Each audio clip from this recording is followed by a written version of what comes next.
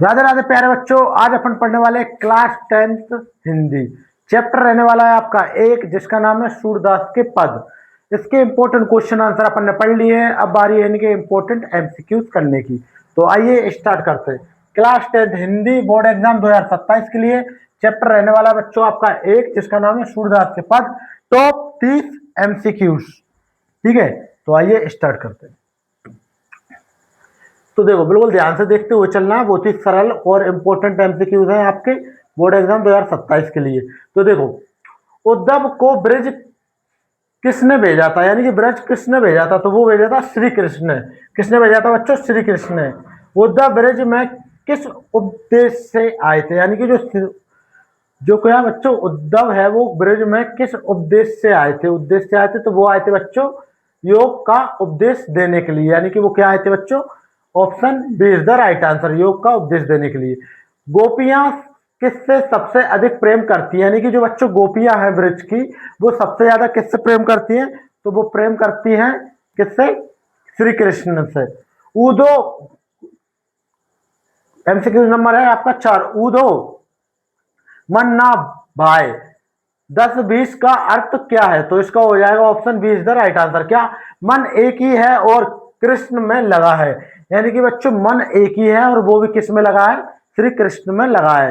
इसके बाद देखेंगे कि गोपियां उद्धव के किस उपदेश को नहीं मानती है। यानी कि जो बच्चों गोपियां हैं वो किस उपदेश को नहीं मानती? योग और ज्ञान को। योग और ज्ञान को गोपियां बिल्कुल भी नहीं मानती। इसी के साथ देखेंगे नेक्स्ट कि गोपियों के अनुसार उनका मन किसके पास है, यानी कि गोपियों के अनुसार उनका मन किसके पास है? तो उनका मन है श्री कृष्ण के पास। Option B is the right answer. इसके बाद देखेंगे गोपियां उद्धव से किस रस में बात करती हैं, तो वो किस रस में बात करती हैं बच्चों? हास्य व्यंग में। किस में बात करती हैं बच्चों? हास्य व्यंग में बात करती हैं। तो इसके बाद देखें सूरदास किस भक्ति धारा के कवि है बच्चों? तो option B is the right answer, यानी सगुण कृष्ण भक्ति धारा के प्रमुख कवि हैं सूरदास जी। सूरदास के पद किस ग्रंथ से लिए गए, यानी कि जो बच्चे सूरदास जी हैं उनके पद ग्रंथ किससे लिए गए हैं? तो वो लिए गए हैं बच्चों आपके सूर सागर से लिए गए हैं। किससे लिए गए हैं? सूर सागर से।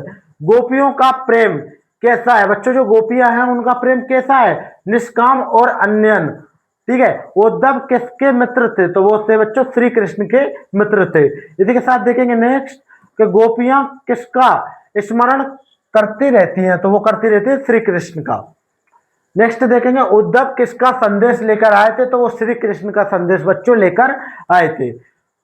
गोपियों का मुख्य भाव क्या है? तो वो है कृष्ण विरह है। गोपियां योग की अपेक्षा किसे श्रेष्ठ मानती है? तो वो मानती है प्रेम भक्ति को। किसको मानती बच्चों? वो मानती प्रेम भक्ति को। इसी के साथ देखेंगे उद्धव किस स्थान से आए थे? तो बच्चों जो उद्धव थे वो मथुरा से आए थे। इसी के साथ देखेंगे नेक्स्ट गोपियां किससे विरह पीड़ा सह रही हैं? तो किसकी सह रही हैं? वो श्री कृष्ण की विरह में तड़प रही हैं और उनकी पीड़ा सह रही हैं। ठीक है, गोपियां उद्धव को क्या समझती हैं? तो वो समझती है प्रेम का महत्व। क्या समझती है बच्चों? प्रेम का महत्व। गोपियां किसे अपना सर्वस्व मानती हैं? तो वो मानती है किसको? श्री कृष्ण को बच्चों।